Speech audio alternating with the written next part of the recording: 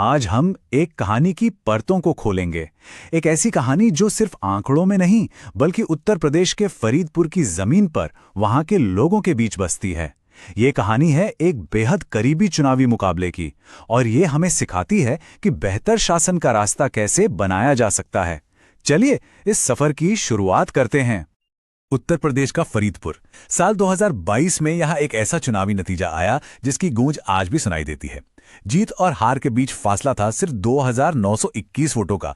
जरा सोचिए, इतने लोग तो एक बड़े गांव में रहते हैं।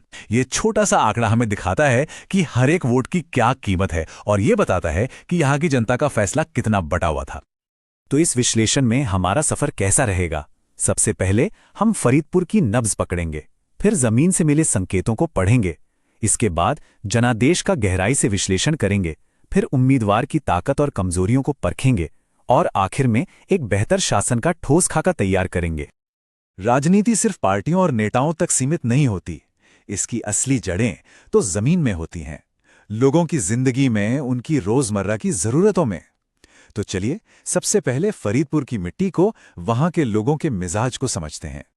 फरीदपुर की तस्वीर कुछ ऐसी है।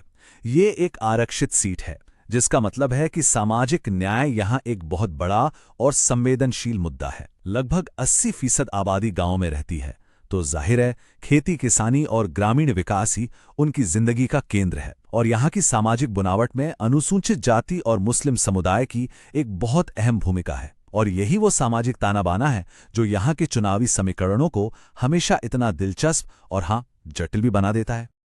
लेकिन इन सभी आंकड़ों के पीछे इंसान हैं, उनकी उम्मीदें हैं, उनकी अपनी चिंताएं हैं।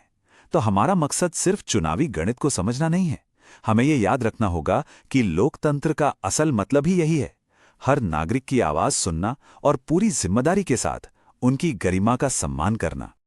तो 2022 में फरीदपुर के लोगों ने आखिर क्या फैसला सुनाया?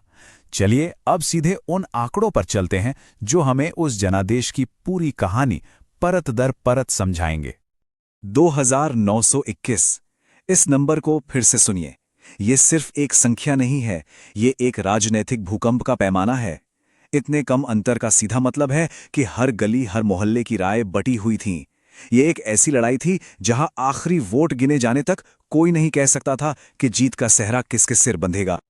लगभग 62% लोगों ने अपना वोट डाला। ये आंकड़ा पिछले चुनाव के लगभग बराबर ही था। तो इसका मतलब क्या है? इसका एक मतलब ये हो सकता है कि पार्टियां नए वोटरों को पोलिंग बूथ तक लाने में पूरी तरह कामयाब नहीं हो पा रही हैं। मतलब एक बड़ी आबादी अब भी चुप है और इस चुप्पी के कई मायने हो सकते हैं। तो ये देखिए, 2022 का मुकाबला एकदम दो तरफा था। एक तरफ बीजेपी तो दूसरी तरफ सपा। दोनों के बीच वोट का फर्क 2% से भी कम का था। लेकिन इस पूरी तस्वीर में एक बहुत बड़ा खिलाड़ी बीएसपी कहीं बहुत पीछे रह गया। उनके वोट शेयर में जबरदस्त गिरावट आई और यहीं से सबसे बड़ा सवाल खड़ा होता है, आखिर बीएसपी का ये वोट गया तो गया कहां? आज जो हुआ है उसे ठीक से समझने के लिए हमें थोड़ा कल में झांकना होगा। फरीदपुर की राजनीतिक कहानी में कई उतार चढ़ाव आए हैं और हर मोड़ हमें आज के नतीजों के बारे में कुछ ना कुछ सिखाता है। चलिए समय में थोड़ा पीछे चलते हैं। देखिए, फरीदपुर की सियासत कितनी बदलती रही है। 90 के दशक में ये सपा का गढ़ माना जाता था। फिर जब मुकाबला त्रिकोणीय हुआ तो वोटों का बंटवारा हुआ और बसपा ने बाजी मार ली। और फिर 2017 में बीजेपी की एक ऐसी लहर आई जिसने सारे पुराने समीकरण बदल दिए। एक बात तो साफ है, ये सीट किसी एक पार्टी की जागीर नहीं रही है। और यहां है इस पूरे विश्लेषण की सबसे अहम कड़ी। बीजेपी का वोट शेयर लगभग वहीं का वहीं रहा, लेकिन सपा का वोट शेयर 12.5% बढ़ गया। ये कोई मामूली उछाल नहीं है। सवाल वही है, ये वोट आया कहां से? एकदम साफ है, ये वोट बीएसपी के खाते से निकलकर सीधे सपा के खाते में गया। और बीजेपी विरोधी वोटों का यही एकीकरण, इसी कंसोलिडेशन ने इस मुकाबले को इतना करीबी बना दिया। अब जरा मैदान के एक बड़े खिलाड़ी पर नजर डालते हैं, समाजवादी पार्टी के उम्मीदवार विजयपाल सिंह। राजनीति सिर्फ पार्टियों की नहीं होती, उम्मीदवार का अपना कद, उसकी अपनी कहानी भी बहुत मायने रखती है। आइए उनकी ताकत और कमजोरियों का एक एक्सरे करते हैं। तो तस्वीर क्या बनती है? एक तरफ आर्थिक रूप से वो बहुत मजबूत हैं, जो चुनाव में एक बड़ा संसाधन है। प्रदर्शन भी जबरदस्त रहा, वोट शेयर में भारी बढ़ोतरी की।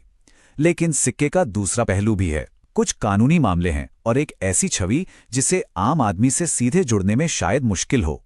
ये एक क्लासिक केस है जहां संसाधन तो हैं, पर जनता से वो सीधा कनेक्शन बनाने की एक बड़ी चुनौती भी है। तो अब तक हमने समस्या की जड़ को समझा, चुनावी गणित को परखा और उम्मीदवार का आकलन किया। अब बात करते हैं समाधान की। अगर इस मामूली हार को अगली बार जीत में बदलना है तो उसका रास्ता क्या होगा? चलिए एक ठोस एक्शन ओरिएंटेड प्लान पर नजर डालते हैं। इसे हम जीत का 4 सूत्रीय मंत्र कह सकते हैं। यह सिर्फ रणनीति नहीं, एक पूरा नजरिया है। पहला, लोगों से दिल का रिश्ता बनाओ, समाज के हर वर्ग को साथ लेकर चलो। दूसरा, उनके असली मुद्दों को समझो और उनकी आवाज बनो। तीसरा, अपनी टीम को, अपने संगठन को जमीन पर हर बूथ पर मजबूत करो। और चौथा, एक ऐसी कहानी कहो जो लोगों के दिल को छू जाए, जो उन्हें एक बेहतर कल का यकीन दिलाए। और ये कोई किताबी बातें नहीं है, ये रणनीति सीधे फरीदपुर के लोगों की आवाज से निकलती है।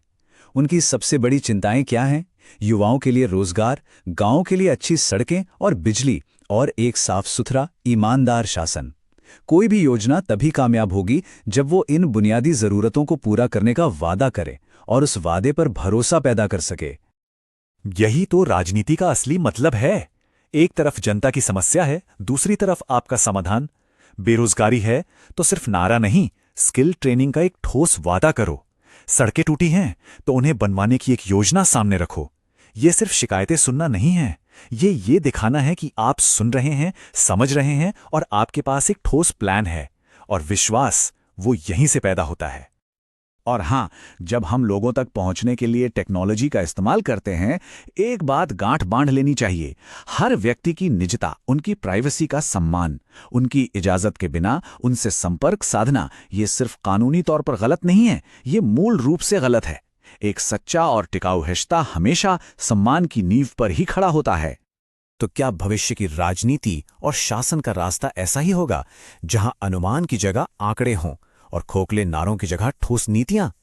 क्या डेटा हमें लोगों की बेहतर सेवा करने में और एक बेहतर शासक बनने में मदद कर सकता है? ये एक ऐसा सवाल है जिस पर हम सभी को सोचना चाहिए। यदि आप एक जन केंद्रित नेता बनना चाहते हैं और अपने निर्वाचन क्षेत्र का उत्थान करना चाहते हैं, तो blueprintstrategies.ai से mgr@blueprintstrategies.ai पर संपर्क करें या 08042041602 पर कॉल करें। राजनीति से परे उद्देश्य।